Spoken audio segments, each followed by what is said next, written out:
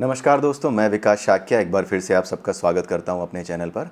और आज हम कली हनुवाड़ी में जो पिछले वीडियो में डिस्कस किया था कि अनीता के जीवन के बारे में अब कुछ कहानियों जो कहानी थी उसे रोक करके हनुमान जी ने कुछ विशेष बातें मातंगों को बताई थी। वो पिछले वीडियो में जाकर के आप देख सकते हैं कि क्या वो बातें थीं। उसके बाद आगे की कहानी अब हनुमान जी बताने जा रहे हैं जो कि अनीता से रिलेटेड है। ठीक है, अनीता अब आगे एक शॉपिंग सेंटर में जाने वाली है। वहाँ उसके साथ क्या घटना होने वाली है जो उसकी लाइफ को बदलने वाली है और किस तरह से बदलने वाली है, इसके बारे में हनुमान जी इस पर्टिकुलर चैप्टर में अब आगे बताने जा रहे हैं। ठीक है, तो आइए इस अंक में हम देखते हैं कि अब आगे क्या होता है। यहाँ पर हनुमान जी की कही हुई आखिरी बात मैं आपको दोहरा देता हूँ। हनुमान जी ने अनीता के बारे में अपने जंगलवासी शिष्यों को बताते हुए कहा, अब से लगभग 4 घंटे में वह सामान खरीदने के लिए एक विक्रय केंद्र में पहुँचेगी, यानी एक शॉपिंग सेंटर में पहुँचेगी। इसलिए हमारे पास इस बारे में चर्चा करने के लिए मात्र 4 घंटे का समय है कि देवता अनीता की आत्मा की सहायता करने में असमर्थ क्यों हैं। हम इस बारे में डिस्कशन करेंगे कि देवता अनीता की आत्मा की सहायता करने में असमर्थ क्यों है। सबसे पहले हम अनीता के प्रति अपनी कृतज्ञता प्रकट करेंगे। इट मीन्स कि we want to be grateful towards Anita because उसके माध्यम से, उसके दुख के कारण आपको ज्ञान प्राप्त करने में सहायता हो रही है और मुझे ज्ञान प्रदान करने में, ये हनुमान जी ने कहा। सभी मातंगों ने, चाहे वे युवा हों या बूढ़े, पुरुष हों या महिलाएं, अपनी आंखें बंद कर कृतज्ञता प्रकट करने की रस्म शुरू की। जब उन्होंने अपने हृदय के तार ढीले किए तो कई आत्माएं उनके ध्यान में प्रविष्ट हुईं, क्योंकि उन सभी आत्माओं का उनकी कृतज्ञता पर अधिकार था। उनमें शामिल थी उनके पूर्वजों की आत्माएं जो अतीत के निर्देशांकों से उनका मार्गदर्शन कर रही थीं, उन जानवरों और पेड़ पौधों की आत्माएं जो इस जन्म में उनका साथ दे रही थीं, कई ऐसी आत्माएं जिनकी भौतिक पहचान ज्ञात नहीं थी, और अनीता की आत्मा जिससे उनका परिचय अभी अभी हुआ था। मैं देख रहा हूँ कुछ बंद हृदय जो कृतज्ञता की एक बूंद लुटाने को भी तैयार नहीं हैं, हनुमान जी शांत स्वर में बोले। यानी वो ये बताना चाह रहे थे कि अभी भी कुछ लोग ग्रेटफुल नहीं होना चाहते अनीता के प्रति, क्योंकि अनीता हमारे और आपके समाज के बीच में रहने वाली महिला है, आदिवासियों से दूर है। और क्योंकि हमारे समाज में जो लोग रहते हैं उन्हें आदिवासी या जंगल में रहने वाले लोग लालची और बहुत ही मक्कार किस्म का लोग समझते हैं, क्योंकि उनके हिसाब से हमने उनकी ज़मीनें छीनी हैं, हमने अतिक्रमण किया है, जो कि काफ़ी हद तक सच भी है, क्योंकि अपनी ना चाहते हुए भी अपनी कुछ गतिविधियों से हमने जंगल को, पहाड़ों को, नदियों को नुकसान तो पहुंचाया है। इस वजह से जो जंगल के लोग होते हैं, जो आदिवासी होते हैं, वो इस तरह के भाव, इस तरह के विचार हमारे बारे में रखते हैं। उनके प्रिय शिष्यों ने कृतज्ञता लुटाने के पश्चात आंखें खोल ली थीं और अपने हृदय की डोरियां पुनः कस ली थीं। हनुमान जी के इन शब्दों से बाबा मातंग की रीढ़ की हड्डी में सिहरन दौड़ गई। बाबा एक पतले बूढ़े मातंग थे जिनका कद विचित्र रूप से छोटा था। ऐसा लगता था कि मानो वो अप्राकृतिक रूप से सिकुड़ गए हों। कदाचित पिछले 41 वर्ष से अपने कंधों पर उत्तरदायित्व का भार ढोते ढोते वे सिकुड़ गए थे। उनमें से एक प्रमुख दायित्व था सभी मातंगों को उनके पुरखों द्वारा निर्धारित पवित्र मार्ग से भटकने न देना। यानी उनकी ये जिम्मेदारी थी कि जो जंगल में रहने वाले लोग हैं, वो जो शहर में रहने वाले लोग हैं, उनके साथ किसी तरह के संबंध न रखें, उनके आसपास भी न जाएं, क्योंकि वो उन्हें भ्रष्ट कर सकते हैं। बाबा याचना के स्वर में बोले, हे देव, यदि कोई युवा मातंग अपने हृदय की डोरियां खोलने में असफल रहा हो तो कृपया मुझे क्षमा करें। क्योंकि उन्हें पता था कि उन्होंने अपने शिष्यों को बता रखा है कि अपनी डोरियों को, यानी अपने संस्कारों को मजबूती से पकड़ के रखना, और बाहर के लोगों के प्रति, जो समाज से बाहर, आपके समाज से यानी आदिवासियों के समाज से बाहर के लोग हैं, उनके प्रति किसी भी तरह का मैत्री भाव या किसी भी तरह की जुड़ने की इच्छा प्रकट मत करना उनके साथ। सुख की श्वास लो बाबा, हनुमान जी कहते हैं, मैं आपके समाज के किसी जन की बात नहीं कर रहा हूँ। सभी मातंगों ने अच्छी तरह से कृतज्ञता व्यक्त की है, हनुमान जी ने कहा। ऐसा लग रहा था मानो उनका गहरा स्वर दूर किसी ग्रह से आ रहा हो, तो भी उनके स्वर में स्पष्टता थी और अतुलनीय रस था। वे आगे बोले, पिछली यात्राओं के विपरीत इस बार की यात्रा में मैं जो कुछ भी कहूँगा वह इस जंगल के बाहर भी पहुँचेगा। मैं देख रहा हूँ कि मुख्य धारा के समाज में भी कुछ आत्माएं मेरे इन शब्दों को ग्रहण कर सकेंगी। यानी कि अब हनुमान जी ये बता रहे हैं कि जो हमारे और आपके जैसे लोग हैं, ये बातें हनुमान जी की हो रही हैं श्रीलंका के जंगलों में, जहाँ पे मातंग समुदाय या मातंग कबीला रहता है।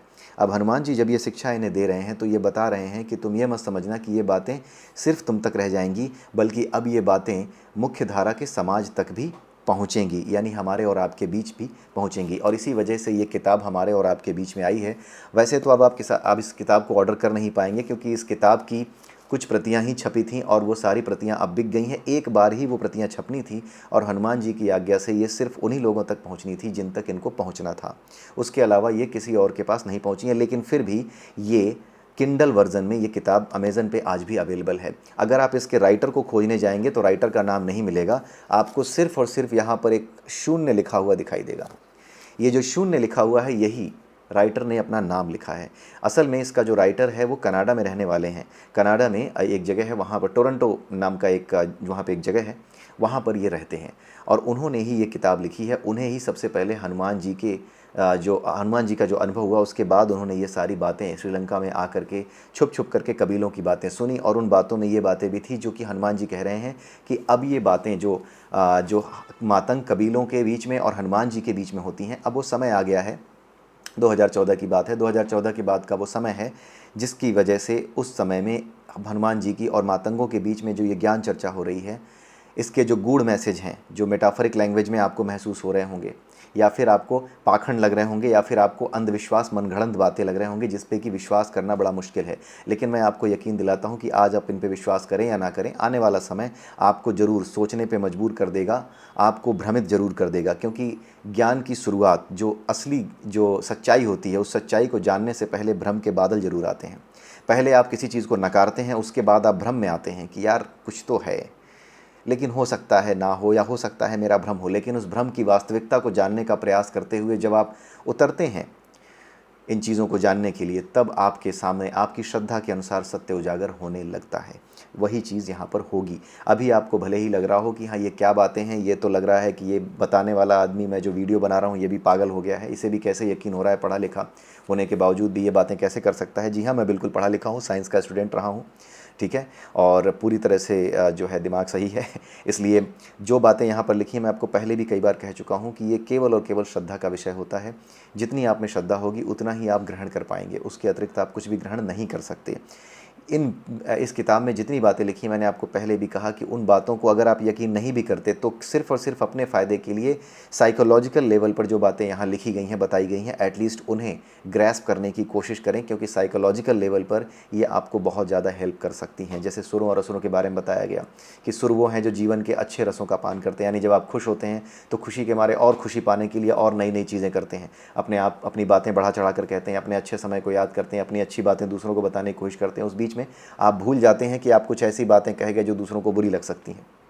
तो ये सुर हैं, इनसे भी दूर रहना है, यही बात तो इसमें कही गई है। तो आपको इस व्यवहार से दूर रहना है। ये तो साधारण शिष्टाचार और एक प्रोफेशनल बिहेवियर भी आप समझ सकते हैं। उसके अलावा असुरों की जब बात होती है तो उसमें भी यही बताया जाता है कि अगर आप लगातार लंबे समय तक दुखी हैं, लंबे समय तक अगर आप डिप्रेशन में अपने आप को फील करते हैं, तो इट मीन्स कि किसी असुर ने या फिर किसी नेगेटिव थॉट ने, जिसको हम नेगेटिव थॉट कहते हैं आज के ज़माने में, उसने आप पे कब्जा कर लिया है और आपको उससे अब बाहर निकलना है, ठीक है। तो ये सारी बातें जो साइकोलॉजिकल लेवल पे बताई गई हैं, एटलीस्ट उनको आप ग्रहण कर सकते हैं।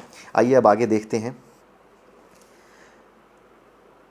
पिछली यात्राओं के विपरीत इस बार की यात्रा में मैं जो कुछ कहूँगा वह इस जंगल के बाहर भी पहुँचेगा। मैं देख रहा हूँ कि मुख्य धारा के समाज में भी कुछ आत्माएं मेरे इन शब्दों को ग्रहण कर सकेंगी।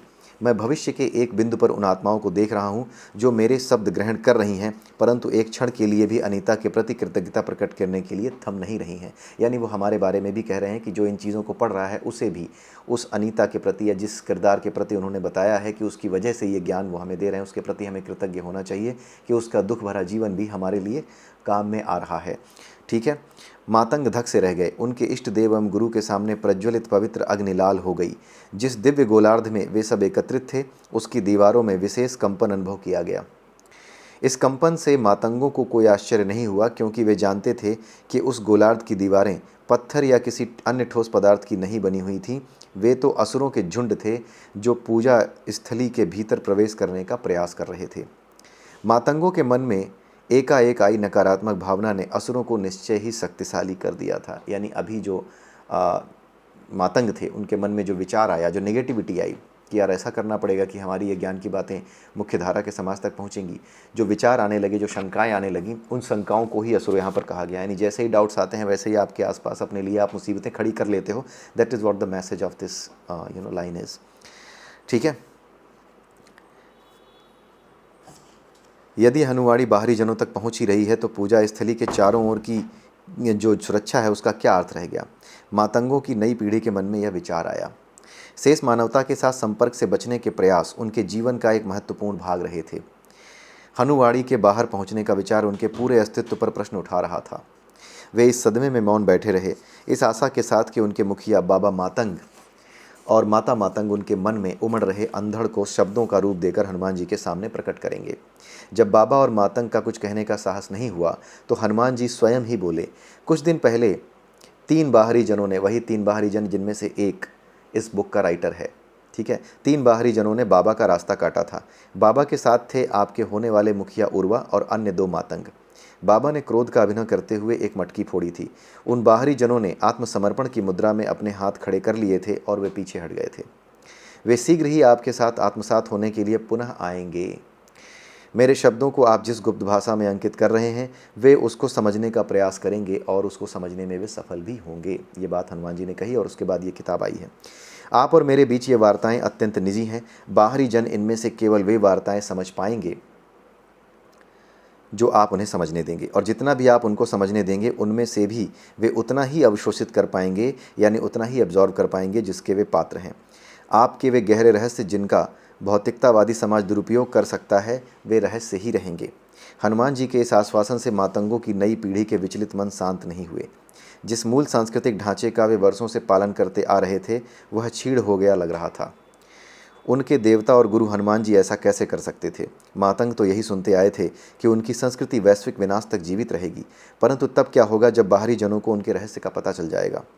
सहस्त्रों बाहरी जन अपने दूषित मनों से उनसे संपर्क स्थापित करने का प्रयास करेंगे। सब कुछ समाप्त हो जाएगा, मातंग संस्कृति दूषित होकर मर जाएगी। तो क्या इसका यह अर्थ है कि वैश्विक विनाश अब बहुत दूर नहीं है।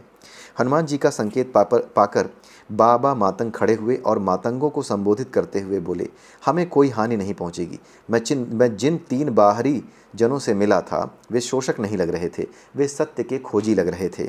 मैं अपने साथी मातंगों से आग्रह करता हूं कि वे इन दो तथ्यों के मिश्रण में अपने प्रश्न को खंगालें। पहला, हम जागृत आत्माएं हैं, हमारी इच्छा के बिना कोई भी भ्रष्ट आत्मा हमसे संपर्क नहीं कर सकती। दूसरा, उन्होंने हमारे साथ संपर्क स्थापित कर लिया है। बाबा के कहने का अर्थ था कि केवल जागृत आत्माएं ही उनके साथ संपर्क कर सकती हैं और जागृत आत्माओं से उन्हें कोई हानि नहीं हो सकती। कहने का मतलब ये कि जो बाहर से लोग आए थे, जिनमें से एक राइटर भी था इस बुक का, वो भी एक जागृत आत्मा था। और यहाँ पर बाबा मातंग यही कहने का प्रयास कर रहे थे कि केवल और केवल जो जागृत आत्माएं हैं, केवल वे ही उन तक पहुँच सकती हैं, उनके अतिरिक्त और कोई उन तक नहीं पहुँच सकता। इसलिए जो लोग चोरी छुपके से ही सही उनके जंगल में घुसे थे और जिन तीन लोगों से बाबा मातंग मिले थे, वो तीन लोग ऐसे कोई नहीं है जो कि उन्हें हानि पहुंचा सकें। बेसिकली वो तीनों लोग जागृत आत्माएं हैं, तभी वो उन तक पहुंच पाए हैं। बाबा अपने स्थान पर बैठ गए। उनका आत्मविश्वास उस तीरंदाज जैसा था जिसे दूसरी बार लक्ष्य साधने की आवश्यकता ही नहीं पड़ती। निश्चय ही सभा में उड़ रहे असमंजस के बुलबुले अंततः फूटने लगे। कुछ देर पहले जो चेहरे आक्रोश और आंदोलन से भरे थे वे अब आश्वस्त लग रहे थे, यानी अब लोग कन्विंस हो गए कि हाँ, ऐसी कोई बात नहीं है, कोई प्रॉब्लम होने वाली नहीं है अगर ये ज्ञान बाहर पहुंच जाता है तो भी। युवा मातंगों में से एक थी आयु के तीसरे दशक में प्रवेश कर चुकी एक कन्या जिसका नाम उर्मी था, जिसके बारे में हम डिस्कस करते रहे हैं। वह एक अध्ययनशील कन्या थी और सभा में ऐसे बैठी हुई थी जैसे किसी विद्यालय की कक्षा में आज्ञाकारी विद्यार्थी बैठता है। बाबा के कथन को उसने मन के हर कोने में झाड़ू की तरह घुमाया। कुछ कोनों में प्रश्नों की धूल पड़ी रह गई। उसी को स्पष्ट करने के लिए वह खड़ी हुई। वह बोली, बाबा, जितना मैंने आपके कथन को समझा है, आपका कहने का अर्थ है कि वे तीन आत्माएं जो आपसे संपर्क में आई थीं वे भ्रष्ट नहीं हैं, अन्यथा वे संपर्क करने में सफल ही नहीं होती। बाबा ने कहा, यस, आपने सही समझा। यस नहीं बोला, मैं अपनी तरफ से यस बोला, उन्होंने बोला आपने सही समझा। उर्मी ने हनुमान जी से पूछा, देव मान लिया कि वे तीनों दिव्य आत्माएं हैं, परंतु वे तीन आत्माएं आगे जिन आत्माओं को हमारे बारे में जानकारी देंगी, जैसे हम और आप लोग, उनका क्या? यह सुनिश्चित करने का कोई उपाय नहीं है कि हम उन तीनों के साथ जो ज्ञान साझा करेंगे उसे आगे केवल भली आत्माओं के साथ साझा किया जाएगा। वे तीनों तो एक दिव्य उद्देश्य से यहाँ आए हैं, आपकी वाणी के दूत बनने के लिए, परंतु उनका क्या जो हमारे बारे में जानने के पश्चात बिना किसी उद्देश्य अथवा एक दूषित उद्देश्य के साथ हमें खोजने की चेष्टा करेंगे। एक उन्मादी के लिए उचित अनुचित की अपनी अलग परिभाषा होती है, वह धर्म की परिभाषा अपनी सुविधा के अनुसार करता है। यदि ऐसे कुछ जन उन्मादी भारी भीड़ के रूप में एकत्रित हो जाएंगे तो हमारी संस्कृति को हानि पहुंच सकती है। वे उन स्थानों को चिन्हित करने का प्रयास करेंगे जहां आपके चरण कमल पड़े हैं। वे आपको नहीं खोज पाएंगे, हनुमान जी ने बोला। ये उर्मी ने बोला कि हमें खोज लेंगे तो नुकसान पहुंचाएंगे। हनुमान जी ने बोला कि वो आपको नहीं खोज पाएंगे। हनुमान जी शांत स्वर में बोले, मैं तो पवित्र जल की तरह हूँ। मैं तो किसी भी शुद्ध पात्र में प्रकट हो सकता हूँ। जो जन मेरे द्वारा प्रदान किए जाने वाले इस ज्ञान का सही तत्व पकड़ लेंगे, वे अपने पात्र को शुद्ध करने का प्रयास करेंगे, किसी दूसरे के पात्र को छीनने का नहीं। केवल भ्रष्ट और आत्मसम्मोहित मन ही आपको खोजने का प्रयास करेंगे और वे इसमें सफल नहीं होंगे। परंतु देव, यदि सफल हो गए तो ऐसा तभी होगा जब आपकी संस्कृति भ्रष्ट हो चुकी होगी, यह हनुमान जी ने बोला, और घटनाएं आप जनों के इच्छा के विपरीत घटने लगेंगी। हनुमान जी ने उत्तर दिया, यदि हम उनके दृष्टिकोण से देखें तो उनके और हमारे बीच क्या खड़ा है देव? घने जंगल। मुझे विश्वास है कि घने जंगल हमारी इच्छा के विरुद्ध हमारी गोपनीयता पर आक्रमण करने वाले को मार डालेंगे। यदि उनके शक्तिशाली राजाओं ने अपनी पूरी सेनाओं के साथ आखेट करने के लिए भेजने का निर्णय किया तो क्या होगा? अगर काल्पनिक रूप से विचार किया जाए, यदि वे प्रकृति माता को रौंद कर हम तक पहुंच गए तो उन्हें यहाँ क्या मिलेगा? अब देखते हैं हनुमान जी क्या उत्तर देते हैं। इससे पहले कि हनुमान जी उत्तर देते, बाबा ने निष्ठापूर्वक कहा, उनके हाथ हमारी अस्थियों पर भी नहीं पड़ सकते।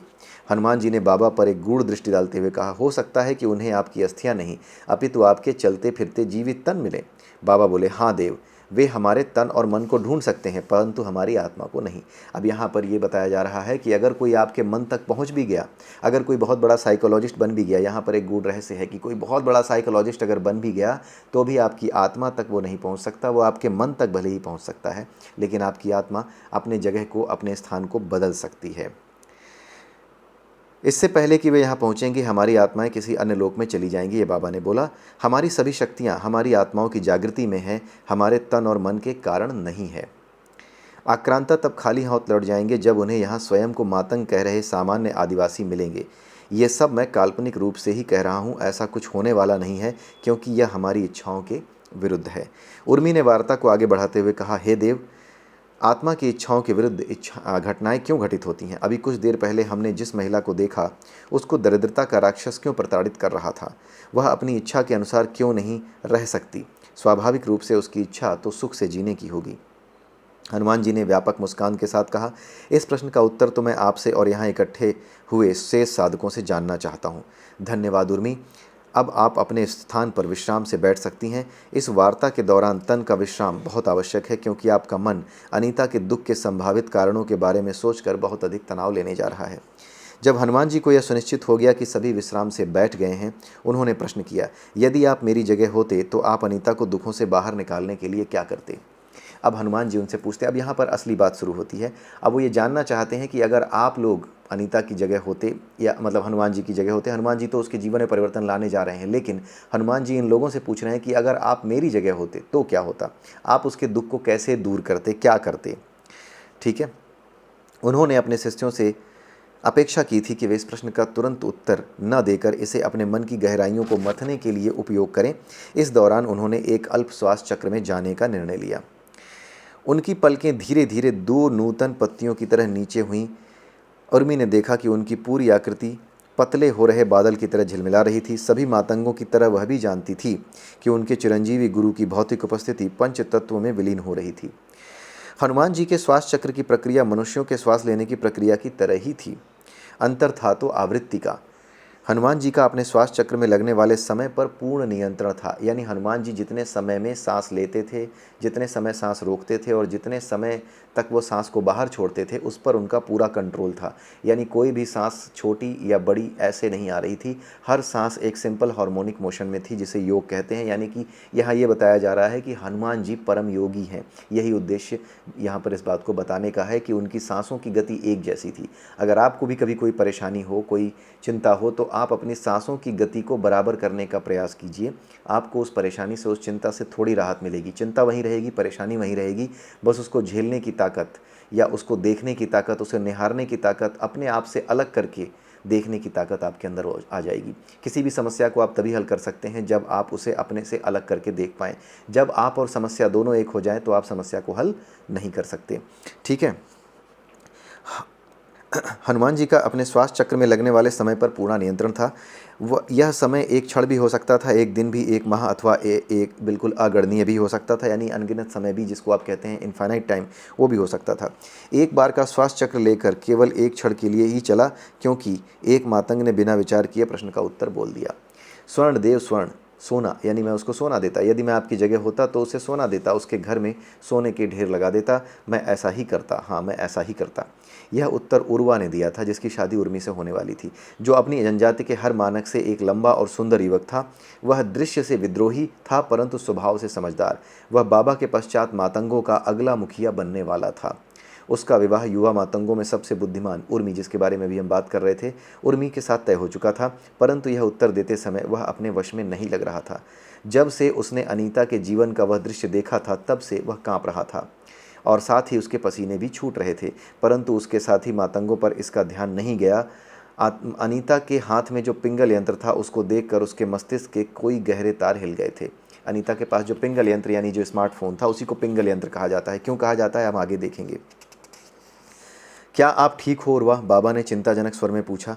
वे अपनी आरामदायक मुद्रा को त्याग कर भूमि पर उकड़ू बैठ गए, ताकि किसी भी आपातकालीन स्थिति से तुरंत निपट सकें। वह ठीक है बाबा, चिंता मत करो, हनुमान जी ने आश्वासन दिया। उन्हें पता था कि उर्वा के मन को किस कीड़े ने काटा था। बाबा ने सिर झुकाते हुए कहा, जैसा आप कहें देव, किंतु उसके उत्तर से मुझे लगा कि वह अभिशप्त आत्माओं के अधीन हो गया है। हनुमान जी ने मुस्कुराते हुए कहा, बाबा आप उर्वा के सुझाव से प्रभावित नहीं दिखते। मुझे तो लगता है कि उसने बहुत ही सरल सुझाव दिया है। उसके घर में स्वर्ण के ढेर लगा देता। इस सुझाव को परखने में कोई बुराई नहीं है। कृपया सभी मातंग अपनी आंखें बंद कर लें। ऐसा हनुमान जी ने कहा कि सभी मातंग अपनी आंखें बंद कर लें। उर्वा ने स्वयं को एक मक्खी के आकार में सिकुड़ा हुआ पाया। मक्खी की देह में प्रविष्ट होकर वह एक महिला के सिर के ऊपर मंडरा रहा था। महिला कुर्सी पर बैठी थी। उसकी हथेली में एक उज्ज्वल वस्तु थी, जिसके ऊपर वह अपना अंगूठा चला रही थी। वह महिला कोई और नहीं, अनीता थी। और उज्ज्वल वस्तु थी उसका पिंगल यंत्र, यानी उसका स्मार्टफोन, जिसे दुह कर, यानी जिसको कि एक्सप्लोर करके वह जानकारियां निकाल रही थी।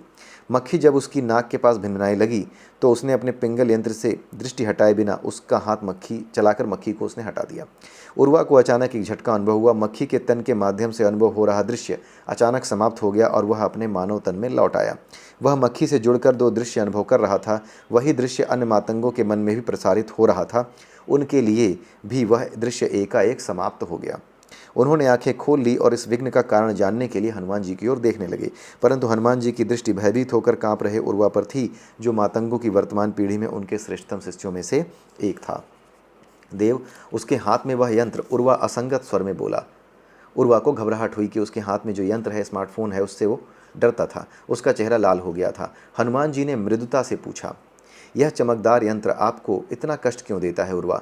कोई अन्य मातंग उसको देखकर चिंतित या भयभीत नहीं होता। वे सब उसको मात्र एक खिलौने के रूप में देखते हैं, जो अंगूठे से छूने पर चमक उठता है। क्या आप उसके बारे में कुछ ऐसा जानते हैं जो अन्य मातंग नहीं जानते? सभी मातंगों ने उसे अच्छे से देखा तो पाया कि भय और दोष की छाया उसके चेहरे पर नृत्य कर रही थी। कुछ नहीं देव, उर्वा ने जुकाम से पीड़ित रोगी के स्वर में कहा। वह अपने कांपते तन को वश में करने की व्यर्थ चेष्टा कर रहा था। बड़ी कठिनाई से उसने निवेदन किया, देव मुझे कृपा करके उस दृश्य में पुनः भेज दीजिए, इस बार त्रुटि नहीं होगी। दृश्य की चिंता छोड़ो, वह कार्य उर्मी के माध्यम से भी हो सकता है। हनुमान जी उर्मी की ओर देखते हुए बोले। उर्मी ने अपना सिर झुकाया और आंखें बंद कर लीं। बाकी मातंगों ने भी अपनी आंखें बंद कर लीं। यद्यपि उनमें से कुछ को उर्वा के बारे में आ रहे विचार अपने मस्तिष्क से बाहर धकेलने के लिए अतिरिक्त प्रयास करना पड़ा।